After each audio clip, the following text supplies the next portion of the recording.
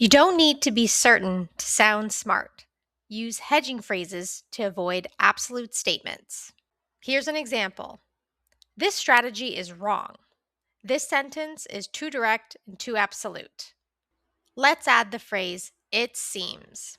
This shows that you're observing and you're not attacking anyone with your criticism. It seems this strategy isn't delivering the expected results.